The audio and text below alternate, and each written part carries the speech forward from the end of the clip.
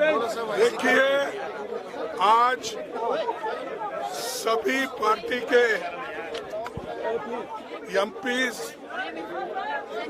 और floor leaders हमारी जो डिमांड जेपीसी का था और है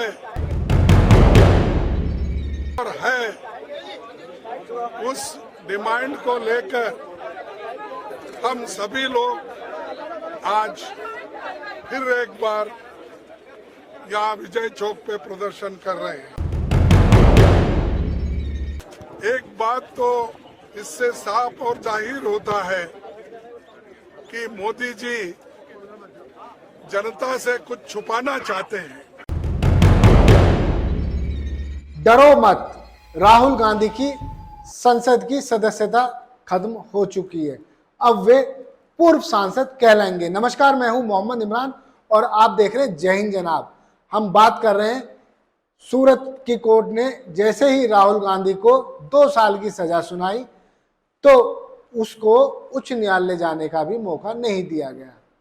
अब आज पार्लियामेंट की ओर से नोटिफिकेशन जारी हो गया कि राहुल गांधी की सदस्यता खत्म हो गई है।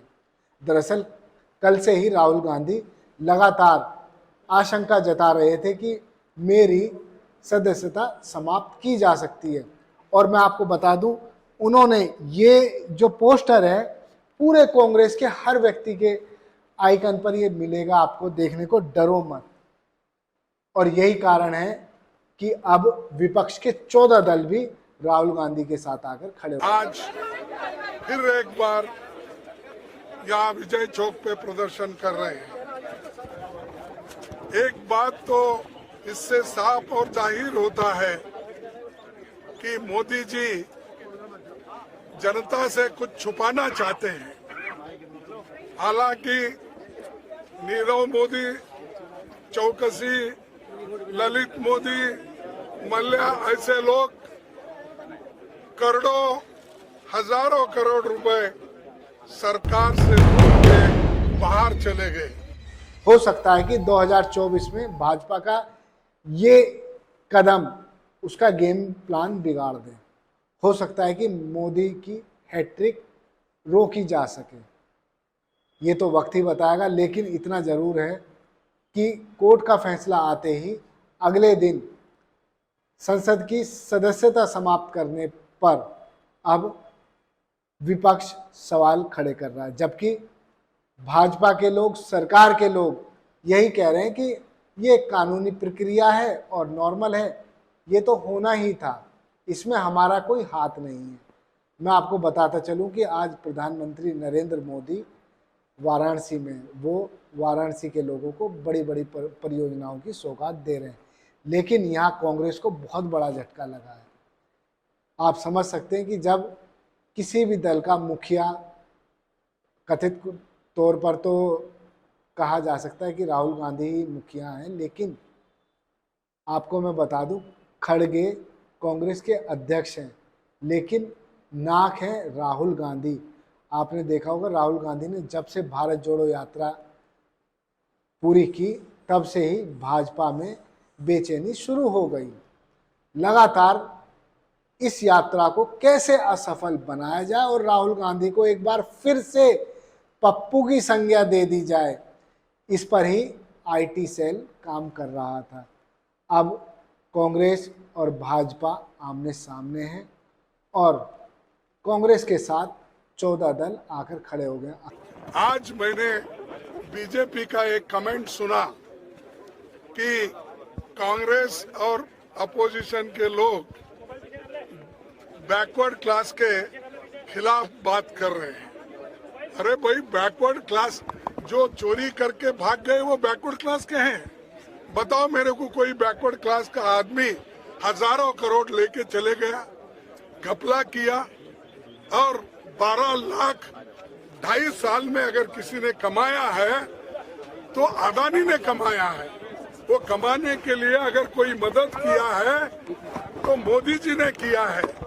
हम अदानी की बात कर रहे हैं तो ये बीच में झगड़ा लगाने के लिए बैकवर्ड क्लास, फॉरवर्ड क्लास बोलते हैं। अखिलेश यादव भी अब राहुल गांधी के साथ हैं, जो अब तक कह रहे थे कि हम समान दूरी बनाकर रखेंगे, लेकिन इस तरह की कार्रवाई होने से ये समझ चुके हैं कि आज तो राहुल गांधी की बारी है, कल को तुम्हारी भी बारी आ सकती है। यही कारण है कि अब विपक्ष एकजुट होने लगा है, कंसोलिडेट होने लगा है। राजनीतिक जानकार कह रहे हैं कि भाजपा के लिए ये कदम हो सकता है कि नुकसानदेह साबित हो जाए, क्योंकि जो अब तक सारे दल इधर उधर बिखरे हुए थे, लेकिन अब राहुल पर कार्रवाई के बाद सारे दल सचेत हो गए हैं। उनको मालूम है कि एक एक कर सबको तोड़ा जा सकता है, सबको संसद से बाहर का रास्ता दिखाया जा सकता है। बाहर चिल्लाते रहिए, सड़कों पे लेटे रहिए, बैठे रहिए, प्रदर्शन करते रहिए, कौन सुनेगा जब संसद में ही कोई सुनने वाला नहीं। एक और चीज सामने निकल कर आ रही है, राहुल गांधी बार बार अडानी और प्रधानमंत्री नरेंद्र मोदी के संबंधों पर बातचीत कर रहे थे। वो पूछ रहे थे कि आखिर पीएम मोदी जी का अडानी से क्या संबंध है। आपको मालूम होगा, उन्होंने संसद में ले जाकर फोटो भी ऐसे हिलाकर दिखाए थे कि ये रिश्ता क्या कहलाता है। सवाल बार बार वो अडानी और मोदी जी पर ही पूछ रहे थे। तो क्या उनको इस बात का ये इनाम मिला है? क्या कांग्रेस को ये चुप कराने की एक रणनीति है? क्या 2024 में भाजपा के सफल होने के ये पहला कदम माना जाए, या फिर ऐसा कहा जाए कि जनता जनार्दन है, 2024 में ही बताएगी कि वो किस ओर जाती है। हालांकि कुछ जो मीडिया के मुख्य चैनल हैं, जो चाटुकार पत्रकार हैं, वो दिखाने लगे हैं कि इंदिरा गांधी की भी सदस्यता इसी तरह गई थी, क्योंकि वो तानाशाही दिखा रही थी। लेकिन जो उस वक्त के कारण थे और कंडीशन थी और जो परिदृश्य बने हुए थे, उसके हिसाब से उस टाइम पे काम हुआ। लेकिन जो आज की कंडीशन है, आज महंगाई है, लोग आम जनता महंगाई से त्रस्त है। लेकिन आप देखिए, जो महंगाई की आवाज़ उठाने वाले लोग हैं, उनकी ही आवाज़ बंद करने की पूरी कोशिश है। और राहुल गांधी कह रहे हैं बार बार, डरो मत, डरो मत। आप देख सकते हैं, डरो मत। कांग्रेस के सभी ट्विटर हैंडल पर डरो मत के नारे लगे। अब मैं आपको थोड़ा सा फ्लैशबैक में लेके चलूँगा। कोलकाता में जब बॉलीवुड की हस्तियां जमा हुई थी, तो शाहरुख खान ने भी कहा था, मैं पॉजिटिव हूं और ज़िंदा हूं। उसको लेकर किस तरह से ट्रोल किया गया था, समझ जाइए आप। हो सकता है कि कल को आपको भी पॉजिटिव होना पड़ जाए।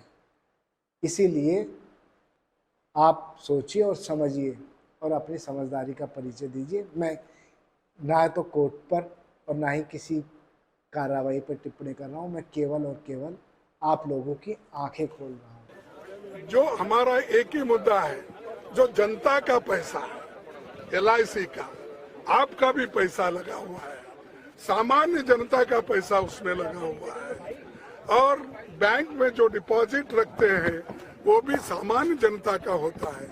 ये सब पैसा निकालकर लोन देकर उनकी जो कितनी उनकी असेट है उसका कोई ब्यौरा उन्होंने नहीं लिया। जैसा पूछते गए वैसा अदानी उनको मिले, ये सारी चीजें उन्होंने पूछी। क्या ये गलत है? पार्लियामेंट में इंफॉर्मेशन लेना गलत है?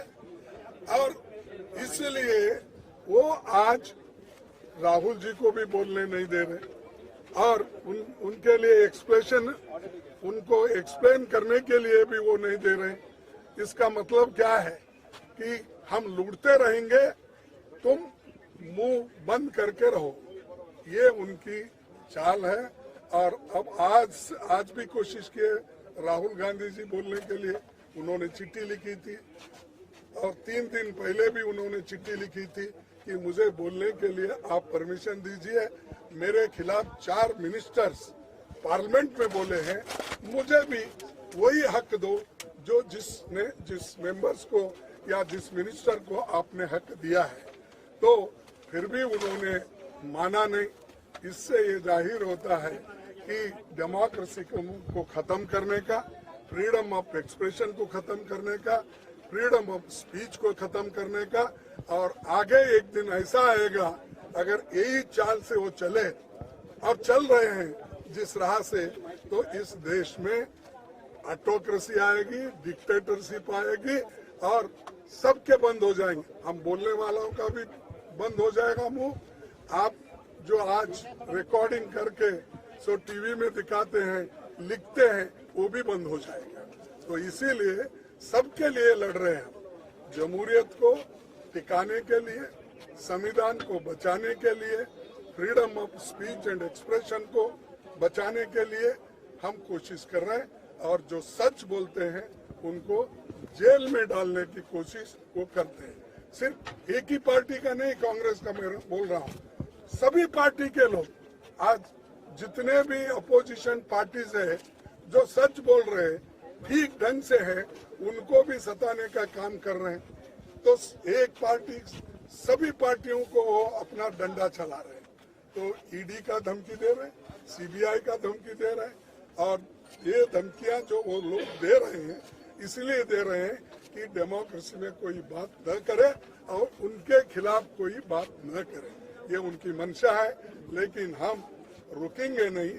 हम अपनी बात को रखते जाएंगे, लड़ते जाएंगे, और देश बचाने के लिए, डेमोक्रेसी बचाने के लिए, संविधान बचाने के लिए पूरी कोशिश हम सभी लोग मिलकर करेंगे।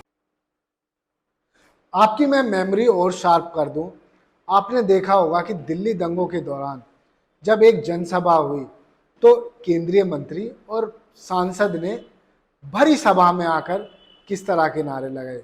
उन्होंने कहा कि गोली मारो डैश डैश डैश इनको। उनका आशय था केवल एक ही समुदाय से। ये हो सकता है कि ये कानून का उल्लंघन ना हो, इसलिए उन पर एफआईआर तक नहीं हुई। दूसरा वाक्या बता दूं मैं, डीसीपी साहब सामने खड़े थे और एक नेता ने आकर कह दिया कि हमें परमिशन दे दो, हम इनको 5 मिनट में बता कर रख देंगे। डीसीपी चुपचाप सुनते रहे, और ये सब कहा था कपिल मिश्रा ने, जो आम आदमी पार्टी में थे और फिर भाजपा में आ गए। पहले कपिल मिश्रा पर भी तरह तरह के आरोप लग रहे थे, लेकिन जब भाजपा में वो आ गए तो एक वॉशिंग मशीन में धुल के वो निकल गए, सारे भ्रष्टाचार समाप्त। इसके अलावा एक महिला सांसद की बात सुनिए। महिला सांसद ने कहा अपने घर के छुरी और चक्कू पहना लो, धार लगा लो, और सीधे सीधे एक समुदाय विशेष को धमकी दे डाली। क्या ये सब नहीं दिखता? हो सकता है कि राहुल गांधी ने गलत कहा हो, लेकिन क्या ये सही कह रहे थे? क्या ये सही थे कि ये नफरत फैलाने वाले, समाज को बांटने वाले, हेट स्पीच करने वाले ये जुर्म नहीं करते हैं? लेकिन इन पर ना कार्रवाई हुई और ना ही कभी कोई आवाज़ उठी। केवल आवाज़ सुनाई दी तो राहुल गांधी की, क्योंकि उन्होंने मोदी सरनेम लेकर और उसके साथ चोर जोड़ दिया। अब मैं आपको बता दूं, ललित मोदी भी भगोड़े हैं, नीरव मोदी भी भगोड़े हैं। तो वो उनका अपना पर्सनल मैटर था, लेकिन चुनाव में अक्सर सुना जाता है कि पक्ष विपक्ष पर आरोप प्रत्यारोप लगाता है, टिप्पणियां करता है, लेकिन वो चुनाव तक ही सीमित रहता है। मगर ये मामला चुनाव तक सीमित नहीं रहा। आपने देख लिया कि राहुल गांधी की गई सदस्यता। अब बड़े बड़े मैसेज आ रहे हैं व्हाट्सएप यूनिवर्सिटी में भी, राहुल गांधी का अंत। बहुत लंबा गैप छोड़ा है, फिर लिखते हैं कि सदस्यता समाप्त। अब आप देख लीजिए किस किस तरह के मीम बनकर आ रहे हैं। और मैं आपको बता दूं कि राहुल गांधी को इस बार पप्पू साबित करने में पूरा आईटी सेल फेल हो रहा है, इसीलिए उन पर कानूनी शिकंजा कस दिया गया है। मैं बता दूं आपको कि शाहीन बाग में जब आंदोलन चल रहा था तो किस किस तरह के भाषण दिए गए, सब यूट्यूब पर मौजूद है। आप भी सर्च कीजिए और देखिए। शाहीन बाग में लोग जोड़ने की बात करते थे और पूरे दिल्ली में कई अन्य जगह पर तोड़ने की बात होती थी।